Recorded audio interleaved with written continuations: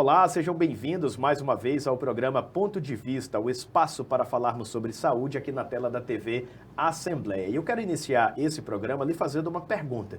Você já ouviu falar no pé torto? Talvez a sua resposta tenha sido como a minha. Sim, mas estivemos aí fazendo uma relação errônea sobre esse termo, sobre esse problema. Caminhar com o pé fora da posição natural não é a mesma coisa que pé torto, sobre a qual vamos falar hoje. Parece, mas não é. E quem vai nos esclarecer isso é o Dr. Rogério Barbosa da Silva, que está aqui conosco e, naturalmente, é médico ortopedista. Muito obrigado pela sua companhia, pela sua presença aqui conosco, Dr. Rogério. Obrigado, Arno. Eu que agradeço pelo convite e obrigado a todos que estão nos assistindo e ouvindo, porque é uma patologia, apesar de muito dolorosa para a criança e para os pais, que eu me apaixonei muito. Porque não tem preço você ver uma criança que nasce com um pé torto e depois ela andar com um pé plantígrado. Isso não tem preço. E a felicidade que ela demonstra faz com que a gente fique cada vez mais apaixonado e comece a estudar cada vez mais sobre essa patologia. Agora vamos lá. Eu comecei aqui fazendo uma provocação à nossa audiência.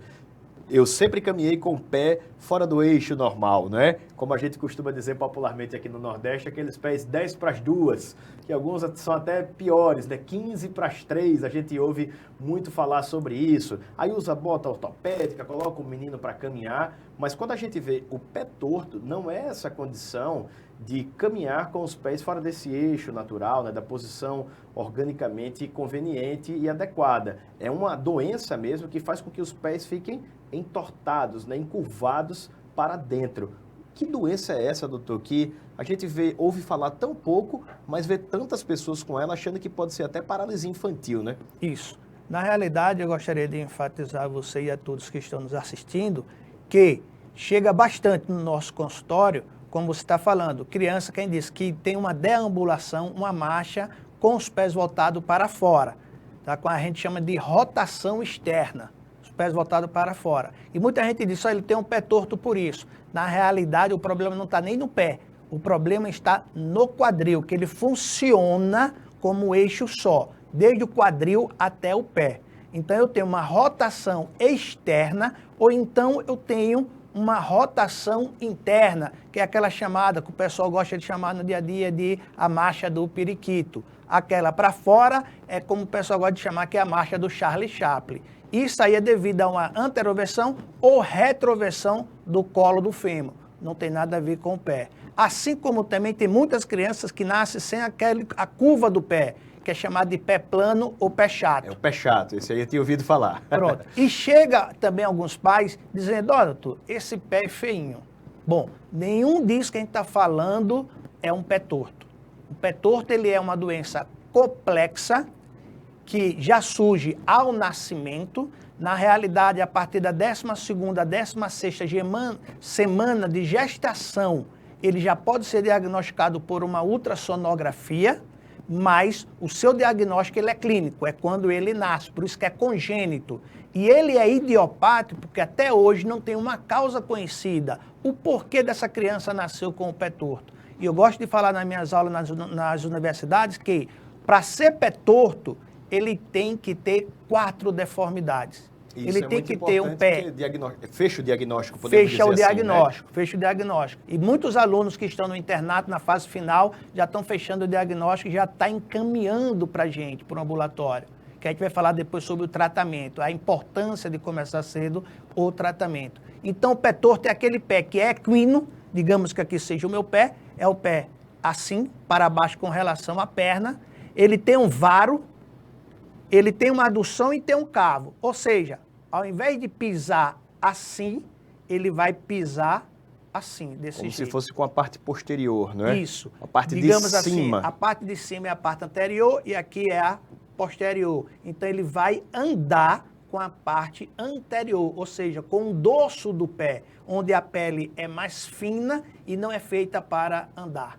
Então, isso é o diagnóstico do pé torto. São essas 4 deformidades. O senhor já nos trouxe um esclarecimento extremamente importante de que não há ainda um fechamento de o que provoca o pé torto, mas existem hipóteses que de alguma forma já cogitem o que pode estar provocando, o que pode provocar essa doença, se há algum fator até mesmo congênito, algo que pode estar interferindo no processo de formação fetal e ocorrendo nessa ponta final aí do pé torto? Na realidade, eu gosto de classificar os tipos de pé. Eu tenho um pé flexível, que é aquelezinho mole, e tenho um pé rígido, que é um pezinho duro. Então, eu gosto de classificar em postural, em idiopático e teratológico. Nesse teratológico, sindrômico ou neurológico. Vou te explicar. Aquele pezinho flexível normalmente está relacionado à sua etiologia como hipótese, o seu tamanho com relação ao espaço do útero. Ou seja, eu tenho perda do líquido amniótico, o oligidrâmnio. Então, aquele líquido está pequeno. O tamanho do útero está pequeno. A criança é gigante. Então, ela fica na parede do útero. Então, faz com que ele nasça com o pé torto. Só que a gente percebe que é devido a isso que eu estou te falando. Por quê? Porque é um pé flexível. Quando a gente coloca na posição plantígrada, que é a posição normal, ele vai. Podemos dizer que ele estava, no popular, espremidinho ali na parede do Exatamente. útero e aquilo dali, essa posição é que acabou provocando Exatamente. a deformação, né? Isso aí é uma hipótese para o pé torto postural. O idiopático, como o nome significa, é ainda sem causa, mas é aquele pé rígido onde eu tenho um pé com as 4 deformidades, equino, varo, cavo e adução do antepé, e fiquem vocês sabendo, a gente tenta colocar ele no lugar e ele não vai. Então, e quando a gente examina, porque o pé, não só tem um pé, a gente tem que examinar a criança como um todo. E ao examinar a criança como um todo, ele não tem nenhuma outra patologia.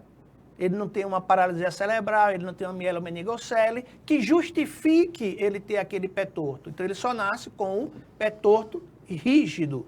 Aí as hipóteses existe uma parada no plasma germinativo, lá na sua vida embrionária, que nessa hipótese todos têm um pé torto, mas com a evolução do embrião, ele passa a ser pé plantígrado. E aí ele dá uma parada. Existe outra hipótese que é a genética, essa que é a mais aceita, porque a gente vê muito isso. Se alguém descendente de uma família tem pé torto, a chance de nascer uma criança com pé torto é bem maior do que uma família que nunca apresentou pé torto. E, por último, eu tenho um pé teratológico, que eu disse a você, teratológico sindrômico, está associado a uma síndrome. A mais comum é a síndrome da artrogripose, que é outra patologia, assim como síndrome de West e outras mais. Temos também neurológica, ou seja, que é a parte neurológica que está provocando aquilo, que normalmente é paralisia cerebral, que é a mielomeningocele, que não fecha o tubo neural. Então, isso pode provocar, além dessas duas, que é a mais recente a partir de 2015, que é a síndrome do Zika vírus. Eu quero deixar registrado aqui que a gente foi um dos poucos estados na época que todo mundo só chamava de microcefalia, e a gente dizia que além da microcefalia tinha outras alterações ortopédicas. Outras complicações. E que depois ficou, tanto é que mudou de microcefalia para síndrome congênita do Zika. Por quê? Porque além da microcefalia, ele também tinha pé torto e tinha uma displasia do quadril. Fechando aí, então, o conceito de síndrome, né? Mais de uma patologia associada dentro desse mesmo contexto no indivíduo, no final das contas, não é, doutor? Exatamente. Agora, quando é que o pai, a mãe ou até a equipe de saúde, no final das contas, porque pode perceber ainda ali no nascimento da criança, quando é que a gente começa a perceber essa alteração? Como eu te disse, a partir da 13ª, 16ª semana de gestação, se você faz uma ultrassonografia morfológica, dá para detectar. Então, você já fica sabendo ali. Ou então, no nascimento. Quando você nasceu, não tem para que ficar assim aperreado. Eu sei que é triste, que é o momento mais bonito, mais importante é o nascimento de um filho querido. E quando vem com essa deformidade, é natural que você fique com uma ansiedade. Normalmente eu digo aos pais, calma, desde que agora o problema está comigo. Vão curtir esse momento, que é um momento único da vida de vocês. Para quê? Para que a gente possa acompanhar, porque vai ser importantíssima a participação dos pais no tratamento. Ele não pode se sentir culpado. A culpa não existe. É uma deformidade congênita. E tem muita gente que diz, doutor, a culpa foi minha, a culpa foi... Não tem culpado. Queria só interromper o senhor, até para parabenizar por essa sensibilidade, que por mais que ela seja necessária à área da saúde, que a gente faça até uma associação objetiva, né, entre a humanização e o profissional da saúde, nem sempre é fácil da gente se colocar no lugar do outro, principalmente no momento delicado e bonito ao mesmo tempo, que é o do parto. Eu imagino que para o pai e a mãe que recebe essa tranquilização inicial, o cenário todo já começa a mudar e deve facilitar não somente a vida deles e da criança, mas até o aspecto do cuidado profissional que vem daí por diante, né, doutor? Isso aí para mim é fundamental. Eu aprendi com meus professores e levo isso para os meus alunos. Sempre depois da aula prática de ortopedia, a gente senta com aquela relação médico-paciente, aquela humanização de você ouvir, de você tranquilizar, porque nem sempre você pode curar, mas só em ouvir, você dá uma palavra de apoio e dizer, ó, tamo junto, porque eu tinha um professor que dizia, ó, aquele médico que disse que nunca teve uma complicação, não sei o quê, ou ele nunca fez, ou ele está mentindo. Agora, o bom médico é aquele que faz, que pode dar certo em 80%, porque não é Deus. Claro. Somos médicos, somos seres humanos. Então, 80% dá certo e 20% pode não dar certo. A gente vai ter que fazer o tratamento de novo. E é justamente isso que a gente tem que passar com a família e dizer, estamos juntos nesta batalha para conseguir a vitória. E aí, o engajamento, quando você percebe que tem o engajamento dos pais, a evolução é bem melhor quando você observa que não tem o engajamento dos pais. Não é a mesma coisa. E aí eu gostaria de te dizer o seguinte, com relação à epidemiologia do pé torto, nós temos mais no gênero masculino do que no feminino, uma proporção de 2:1. Tem explicação para essa aí? Também não. Também não tem. Quando a gente vai observar questão de lado, você tem 50% bilateral e 50% unilateral. Ou seja, tem criança que nasce com os 2 pés tortos, tem criança que nasce só com um dos pés tortos.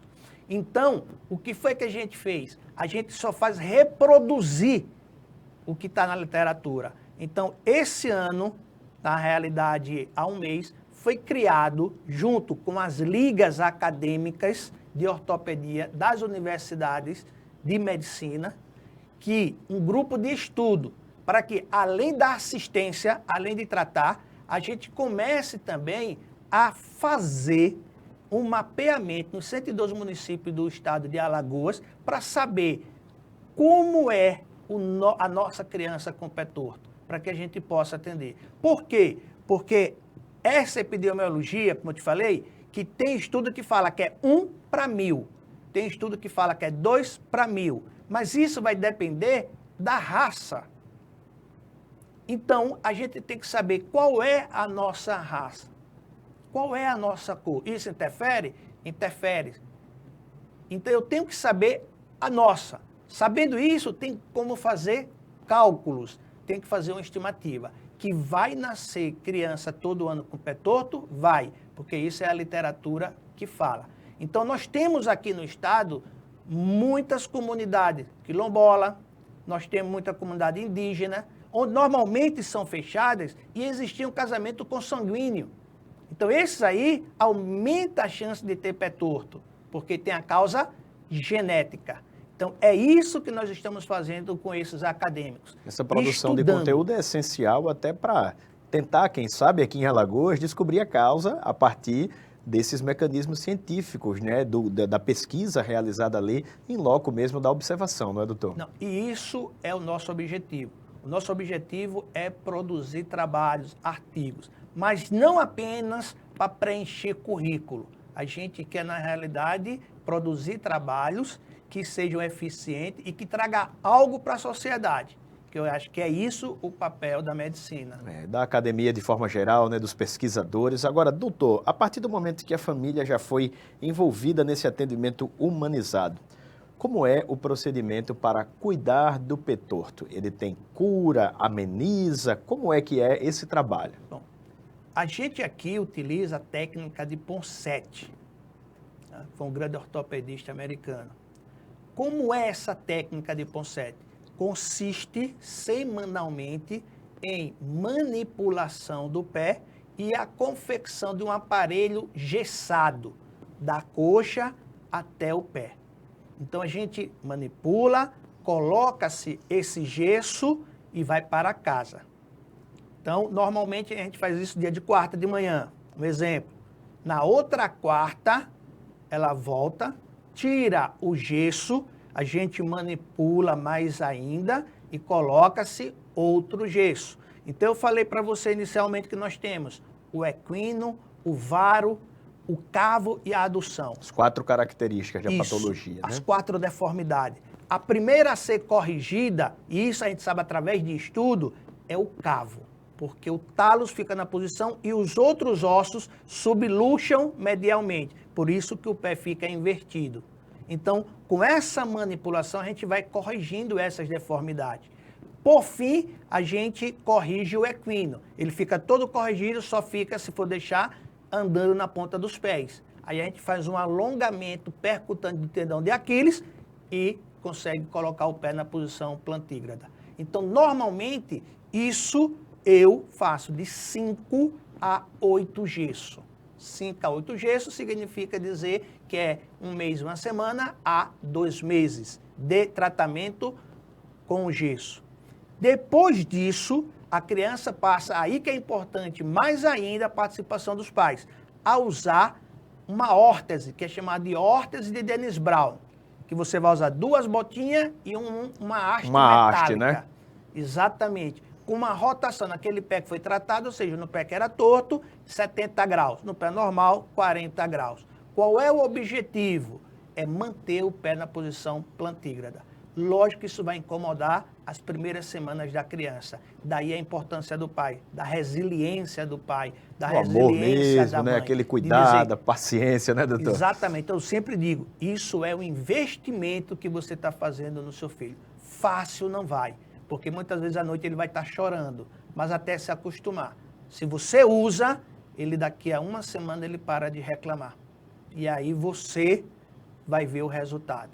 Então, daí é importante sempre a participação dos pais. Saiu dali do parto, suponhamos que a mulher fez o pré-natal da forma adequada, fez todas os ultrassons da forma correta, identificou-se o problema, nasceu. Com quanto tempo a criança começa a fazer esse tratamento? O ideal é que seja de 10 a 15 dias. Ou seja, qual é o padrão ouro para o início do tratamento? De 10 a 15 dias. Por quê? Porque o pé do recém-nascido, com 10 a 15 dias, ele já ainda está mais flexível. Dá para você manipular. Só para dar um exemplo, agora até de uma colega, que ela é técnica de gesso, que ajudava a gente, e na brincadeira, a gente ir lá, sempre tratando, disse, vou ter um primeiro filho, não sei o que será, e nasceu com o pé torto. Aí ela me liga, perreado, que ela não sabia, e liga, eu peguei e disse, não se preocupa, a gente vai tratar do mesmo jeito. Só que foi com 10 a 15 dias, foi o que aconteceu. No 4º gesso, o pé já estava na posição. Então, isso foi mais rápido que, né?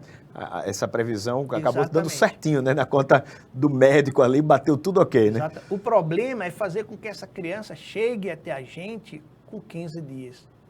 Porque essa marcação começa a marcar, começa a rodar, e quando chega pra gente, eu tenho criança de 15 anos, eu tenho criança com 14 anos. Essa era a minha outra pergunta. Na verdade, eu vou aproveitar aqui que tinha um anterior que seria o tempo de uso da bota, mas aproveitando aqui, não chegando nesse prazo, digamos assim, ouro, como o senhor disse, ideal, né, para o tratamento, é possível tentar curar ou pelo menos mitigar as consequências negativas de um pé torto já numa idade tardia?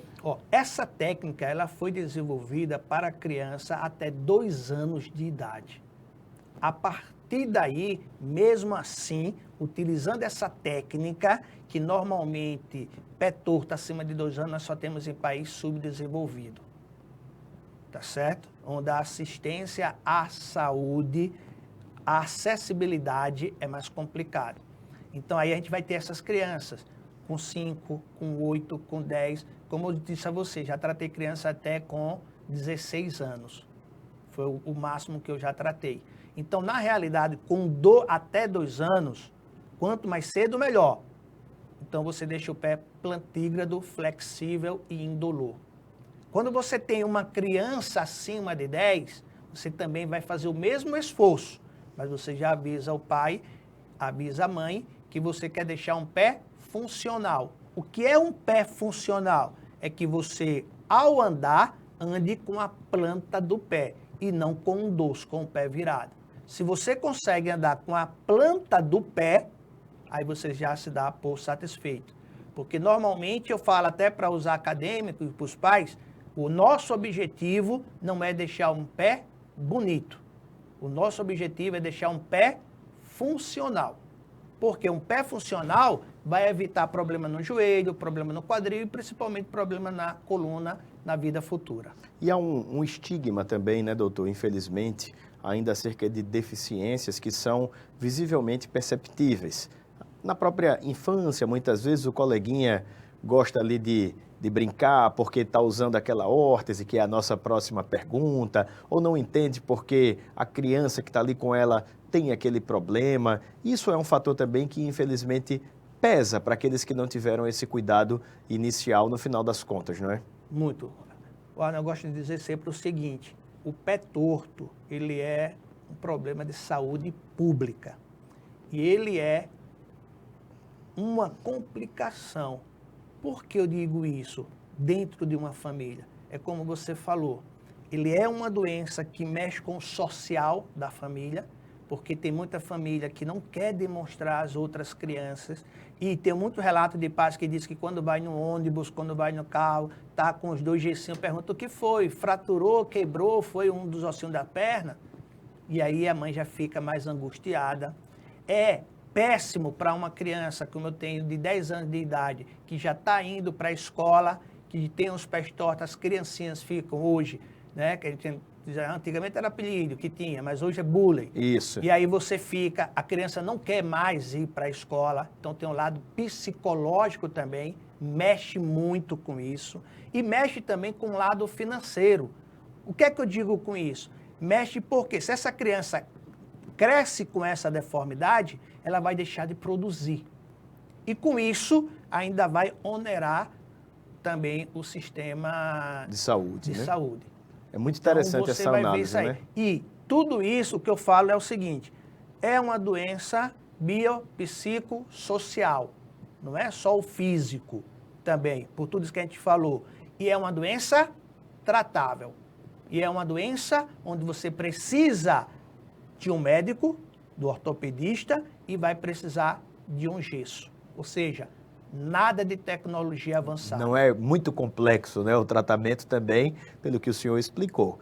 Se precisa ter uma cadeia conjuntural que principia justamente naquilo que é de graça, a informação. Porque, como o senhor disse, fazendo o acompanhamento adequado, sabendo que essa patologia existe, que é um momento no qual ela pode ser identificada e sendo tranquilizado desde então para fazer o tratamento adequado, a probabilidade de sucesso é extremamente alta, né?